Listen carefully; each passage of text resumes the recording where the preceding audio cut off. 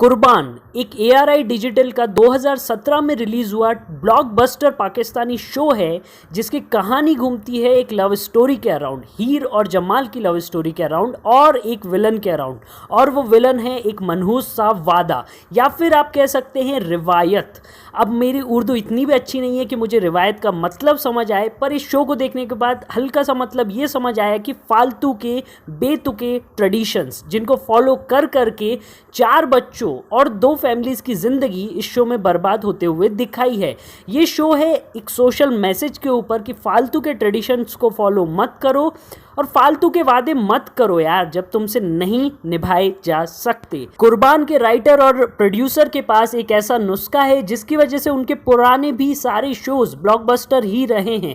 और 2017 में जब कुर्बान रिलीज हुआ तो TRP के सारे छप्पड़ फाड़ दिए थे। तो हेलो एंड वेलकम बैक दोस्तों, आज हम करने वाले हैं रिव्यू और एनालिसिस कुर्बान नाम के पाकिस्तानी शो का, ताकि अल्टीमेटली आप डिसाइड कर सके आपको ये शो देखना चाहिए या नहीं। इस शो की तरफ मेरा अट्रैक्शन बढ़ा था इकरा अजीज के चक्कर में, क्योंकि सुनो चंदा को देखने के बाद मैं इकरा अजीज का फैन हो गया था। और सुनो चंदा शो का भी वीडियो हम कुछ ही दिन में रिलीज करने वाले हैं। अगर आपने अभी तक हमें सब्सक्राइब नहीं किया तो भाई क्या सोच रहे हो, आपको हमारे इस चैनल पे सब कुछ मिलेगा, वो चाहे मूवीज हो, वो चाहे वेब शो हो, वो चाहे वेब सीरीज हो, वो चाहे टीवी शो हो, वो चाहे एनीम हो या किसी भी कंट्री का कुछ भी हो, आपको इस चैनल पे सब कुछ मिलेगा। तो जल्दी से हमें सब्सक्राइब कर लीजिए। तो शुरू करते हैं ये रिव्यू वीडियो बिना किसी बकवास के। अब अगर कहानी की बात करें तो इस शो की कहानी घूमती है हीर और जमाल के अराउंड। हीर जो कि अपने माँ बाप की इकलौती और लाडली बेटी है, जिसे बिल्कुल पाला गया है एक बेटे की तरह और बहुत ही ज़्यादा मॉडर्न लाइफस्टाइल में। और दूसरी ओर है जमाल जो अपनी माँ का इकलौता बेटा है। माँ गांव में है, बेटा यूनिवर्सिटी में पढ़ाई करता है और साथ ही साथ होटल में वेटर का काम करता है ताकि कुछ पैसे कमा सके और अपना खर्चा निकाल सके। जमाल के बड़े बड़े सपने हैं, उसे बड़ा अफसर बनना है, कुछ करके दिखाना है लाइफ में ताकि वो अपनी माँ का नाम और ऊंचा कर सके। और दूसरी ओर है हीर जिसका लिटरली कोई सपना नहीं है, कतई एम्बिशन लेस लड़की है हीर।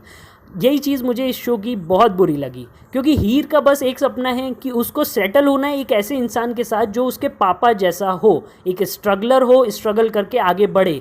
पर बंदी का खुद का कोई सपना नहीं है। खैर वो बात छोड़िए, किसी बॉलीवुड मूवी या फिर किसी दूसरे पाकिस्तानी शो के क्लीशेड स्टोरी की तरह दोनों पड़ जाते हैं एक दूसरे के प्यार में। बहुत ही ज़्यादा क्लीशे स्टोरी लाइन होती है दोनों के प्यार में पड़ने की, पर दोनों एक्टर्स के बीच की केमिस्ट्री बहुत क्यूट है। इस वजह से मुझे और बहुत सारे और दर्शकों को पसंद आएगी ये लव स्टोरी। पर जैसा हमेशा से चलता आ रहा है, हर लव स्टोरी में एक विलन तो होता ही है और इस लव स्टोरी का विलन है एक वादा, जो कि हीर के मोटे से गोलू मोलू से पर छोटे दिमाग वाले पापा ने अपने मुंह बोले भाई को किया था। 20 साल पहले हीर के बाप ने अपने भाई को बोला था आज से मेरी बेटी तेरी बहू, जब बेटी पैदा भी नहीं हुई थी तब। और यही वो ट्रेडिशन है जिसके मैं सख्त अगेंस्ट हूँ। और इस शो में भी यही मैसेज दिया है कि भाई ऐसे फालतू के वादे मत करो बे जो तुमसे नहीं झेले जाएंगे। अब फाइनली ये वादा लव स्टोरी में एंटर कर चुका है। हीर और जमाल को समझ आ गया है कि उनकी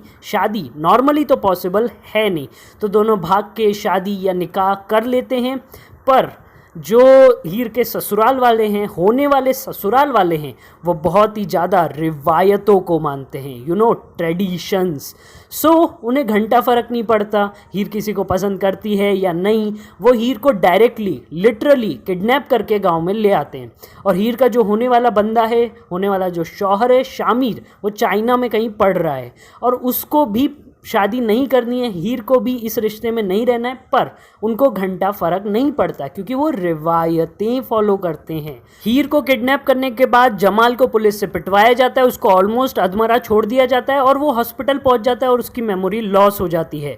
मरियम नाम की एक और कैरेक्टर की एंट्री होती है जो जमाल के प्यार में पड़ जाती है और वो कोशिश करती है कि जमाल की मेमोरी वापस आ जाए। और दूसरी ओर गाँव में शामिर को बुला लिया जाता है गाँव में और ज़बरदस्ती उसका और हीर का निकाह कर दिया जाता है। शामिर के ऑलरेडी चाइना में गर्लफ्रेंड है और शामिर मौका ढूंढ रहा है कि कैसे वो फट से यहाँ से निकले और अपनी बंदी के साथ जाके सेटल हो जाए और वापस जो कर रहा था वो करने लगे। पर शामिर की बंदी उसका काट देती है और शामिर 2-3 एपिसोड के लिए ऐसा हो जाता है कि ठीक है वो बंदी ना सही, हीर तो मिल रही है। लिटरली उन 2-3 एपिसोड में शामिर का कैरेक्टर बहुत ही नेगेटिव है। ऐसा लग रहा था बंदे को बस ठरक चढ़ी हुई है, उसको बस सेक्स चाहिए। पर शामिर आगे आते आते एपिसोड्स में बेहतर होता जाता है और हीर का और शामिर का रिश्ता जुड़ चुका है। हीर और शामिर अच्छे दोस्त बन चुके हैं। तो हीर उसको सारी कहानी बताती है कि उसका ऑलरेडी एक जगह शादी हुई हुई है, जब तक वो तोड़ी नहीं जाती, मतलब तलाक नहीं होता, तब तक ये जो नई शादी है ये बिल्कुल भी एक्सेप्टेबल नहीं होगी इस्लाम के रूल्स के अकॉर्डिंग। सो शामिर शांत दिमाग वाला बंदा है। शामिर, हीर, जमाल तीनों बैठते हैं, बोलते हैं कि चलो ब्रो ऐसा करते हैं कि जमाल हीर को तलाक देगा और मैं हीर से वापस शादी कर लूँगा, तो इस तरह से हमारा मामला सेटल हो जाएगा। पर इस शो में वादे के अलावा भी एक विलन है। वादों को फॉलो करने वाला और उन रिवायतों को एग्रेसिवली फॉलो करने वाला नाम का एक बंदा कैसर, जो कि हीर के ससुराल में उसका क्या बोलते हैं जेठ जी है।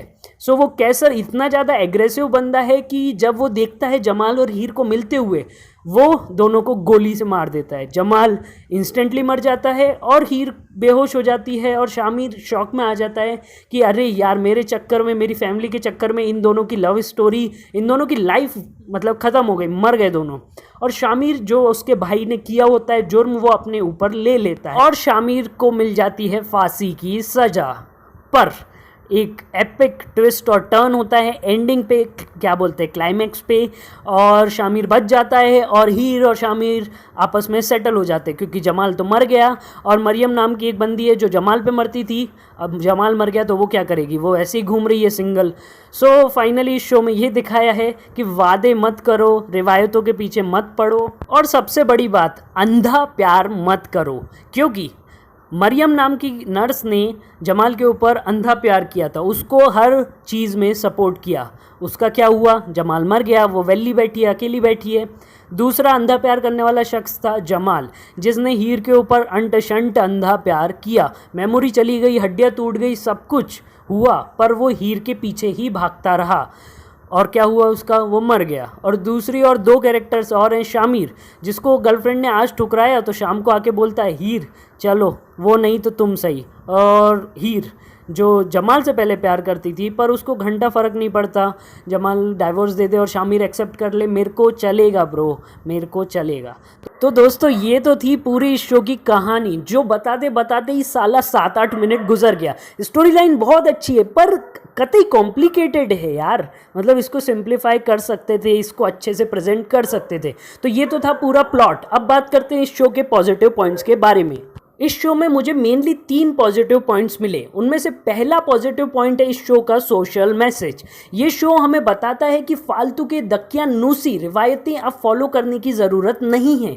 ज़माना बदल रहा है, उसके साथ आपको भी मॉडर्नाइज होना पड़ेगा। और इसके अलावा ये शो बताता है कि फालतू के वादे जो आप पूरे नहीं कर सकते, प्लीज़ मत कीजिए। खासकर एक बच्चा जो पैदा भी नहीं हुआ है, उसकी कहीं शादी फिक्स करने जैसा वादा कैसे कर सकते हो आप? तो ये सब मत कीजिए। प्राण जाए पर वचन न जाए वाली बात त्रेता युग में सही थी, अभी कलयुग चल रहा है ब्रो, अब ये सब नहीं पॉसिबल होगा। दूसरा जो पॉजिटिव पॉइंट मुझे इस शो का लगा वो है एक्टिंग के मामले में ये शो बहुत अच्छा है। शुरुआत के 5 से 6 जो एपिसोड्स हैं जिसमें लव स्टोरी दिखाई है और सबकी एक्टिंग बहुत शानदार दिखाई है, वहाँ पे कोई भी पत्थर दिल पिघल जाएगा। और इस शो में एक्टर्स के मामले में सबसे खास शामिर की माँ और भाभी का रोल, जो कि एक ऐसे घर में फंसी हुई हैं जो फालतू के ट्रेडिशंस फॉलो करता है और उसी के बोझ तले दबी हुई हैं। और उन दोनों के अलावा हीर और जमाल ने बहुत ही अच्छी एक्टिंग की है। तीसरा जो इस शो का पॉजिटिव पॉइंट है वो है कैरेक्टराइजेशन। हर एक कैरेक्टर को इन डेप्थ लिखा गया है। जैसे कि शामिर का कैरेक्टर है जो कि एक ऐसे परिवार में पैदा हुआ है, उसी का खून उसमें बहता है, पर वो एक मॉडर्न बंदा है, वो इन सारी रिवायतों को पीछे छोड़ चुका है। शामिर की माँ और उसकी भाभी का कैरेक्टर भी बहुत ही अच्छे तरीके से लिखा गया है। वो दोनों एक ऐसे घर में बंद हैं जहाँ पे रिवायतों के बोझ हैं, पर वो दोनों आगे बढ़ना चाहती है और मॉडर्न ख्यालों के साथ मॉडर्नाइज होना चाहती हैं। और वहीं दूसरी ओर हीर की माँ का कैरेक्टर, जो कि हिंदुस्तान और पाकिस्तान के हर घर की हर औरत का कैरेक्टर है, जो अपने पति को सही और गलत समझाने जाती है, पर पति बोलता है कि नहीं, तुम गधी हो, तुम्हें कुछ नहीं आता, मैं भगवान हूँ, मेरे को सब आता है। और हीर के पापा का कैरेक्टर भी बहुत ही अच्छा लिखा गया है, जो कि एक लविंग और केयरिंग पापा हैं, पर बहुत ही ज़्यादा मंद बुद्धि हैं। तो इसी तरह से मैं समझाऊं तो सारे के सारे कैरेक्टर्स को बहुत ही अच्छे तरीके से लिखा गया है, कैरेक्टराइजेशन बहुत अच्छा है। उसके अलावा स्टोरी लाइन अच्छी है पर कॉम्प्लिकेटेड है, इसलिए पहले मैं इसको रेटिंग देने वाला था इस शो को 8 आउट ऑफ 10, पर स्टोरी लाइन कॉम्प्लिकेटेड होने की वजह से इस शो को मैं रेटिंग दूंगा 7 आउट ऑफ 10। ये शो बहुत बहुत अच्छा है, बहुत ही ज़्यादा इमोशनल है। अगर आपका अभी अभी ब्रेकअप हुआ है या फिर आप रिलेशनशिप की किसी गलत फेज से गुजर रहे हैं तो इस शो को मत देखिएगा, वरना आप आंसुओं के झरने बहाओगे और सारा इल्ज़ाम आएगा नाम कबीर पे। हम आपको और अच्छे और हैप्पी शोज़ रिकमेंड करेंगे, हमारे चैनल को आप सब्सक्राइब कीजिए। तो यही था आज का हमारा पूरा video. Thank you for watching. Signing off, tata, bye bye, नाम कबीर।